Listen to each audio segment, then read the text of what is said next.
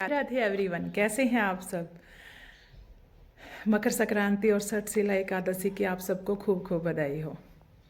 अभी बजे हैं सुबह के 5 और आज मैं आप लोगों को दिखाऊंगी कैसे हमारे यहाँ मकर संक्रांति मनाई जाती है, कैसे यहाँ हमारे पेरेंट्स, हमारे बड़े, हमारे ससुर सास सब कैसे मनाते थे, वो सब मैं आपको दिखाऊंगी। सो बने रहिएगा। अभी मैं बाहर जाऊंगी और बाहर अंधेरा है तो कुछ चीज़ें में भी आपको दिखाई ना दे, सो प्लीज़ बने रहिएगा और देखिएगा क्या क्या होता है अपने हरियाणा में और कैसे कैसे हम इस फेस्टिवल को मनाते हैं। कोई कमी लगे तो फिर भी राधे राधे। सारे घर में सफाई करने के बाद, नहाने के बाद मैं बाहर आई क्योंकि आज मेरा व्रत भी है तो पूजा पाठ करनी होती है। तो एकादशी का जो व्रत रखता है सबको पता है। हमने बाहर बैठ के आग जलाई, उसमें थोड़ा मूंगफलियों का हवन किया और जैसा कि हरियाणा वाले सब जानते होंगे, बुराई पर अच्छाई की जीत होती है, नेगेटिविटी घर में नहीं आती, आग जलाना बहुत ज़रूरी होता है। तो ये हमने किया। सुबह होने के बाद ही छोटे छोटे पलूरे मेरे घर के सामने आ जाते हैं। कहते ना, ये भी हमसे मांगते क्या हैं, हम भगवान से मांगते हैं, ये हमसे मांगते हैं, हम और ये एक जैसे ही हैं। तो कहते हैं ना, जितना अपने पास हो ना, कोशिश करो कि इनको भी उन चीज़ों में शामिल करो, त्योहार हो या ना हो। फिर मैं अंदर आई और आने के बाद जब मैंने देखा छोटी छोटी चिड़िया आई, वो भी जैसे बच्चों की तरह चहचहा रही थी, हमें भी दे दो, हमें भी दे दो। तो कहते हैं ना, ये मेरे घर का हिस्सा है, मेरे घर के बच्चे हैं ये छोटे छोटे। तो इनको मैंने दाना पानी जो भी था मेरे पास, बाजरा चावल, छोटे छोटे रोटी की बाइट्स होती हैं वो, फिर मैंने आके घर के अंदर तिल भुने। मैं गुड़ का वीडियो बनाना भूल गई। रेवड़ी और थोड़े से लड्डू मैंने घर से बनाए, बहुत टेस्टी थे सच में। फिर मैं अपना दान दक्षिणा जो भी होता है, इस दिन दान का बहुत महत्व माना जाता है। तो उस दिन हमें मंदिर में जाने के बाद हम पंडित जी से मिले, उनके पैर छुए, भगवान जी के दर्शन किए।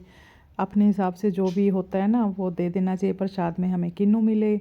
और फिर हम चल पड़े जींद रोड की तरफ, हमारा ससुराल जहाँ पे मेरी शादी हुई थी। अब तो अलग हो के हम काफ़ी दूर आ गए।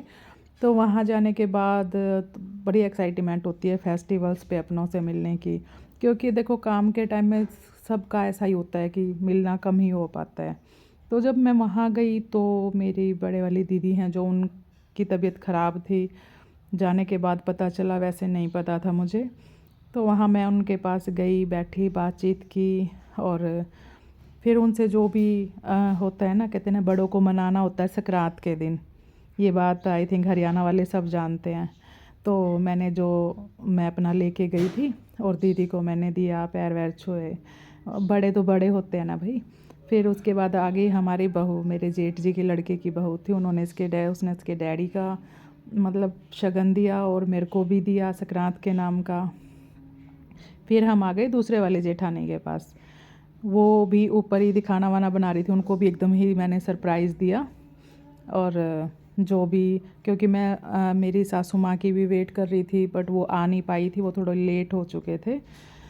तो इसलिए फिर मैं अपनी जेठानी जी को भी मतलब जो भी था वो दे के आ गए वहाँ से। फिर आने के बाद मैंने बनाया हलवा बनाना क्योंकि कहते हैं ना, त्योहारों पे ना कढ़ाई चढ़ाना बहुत ज़रूरी होता है। मेरी माँ बोलती है हमेशा कि त्यौहार पे कढ़ाई घर में ज़रूर चढ़नी चाहिए, ये बहुत शुभ होता है, बहुत अच्छा होता है। तो मैंने हलवा बनाया। मेरा इतना अच्छा लग था उस दिन, मतलब मैंने कान्हा जी को भोग लगाया, लगाते ही बाहर से आवाज़ आने लगी, जैसे मतलब क्या ही बताऊँ, एक्साइटमेंट अलग थी कि क्या भाई, मतलब तभी मैंने उनको, जैसे 4-5 कंजकें थी जिन्होंने आवाज़ लगाई, बाहर जाके देखा, मैंने उन सबको प्रसाद दिया। बड़ी शांति मिली मन को, जैसे त्यौहार कंप्लीट हो जाता है ना, ऐसे उन 5 से 6 कन्याएं थी और भी जो भी मिला सबको, जिसके भाग्य का था सबको मैंने दिया और मेरा त्यौहार बहुत अच्छे से मना। राधे राधे।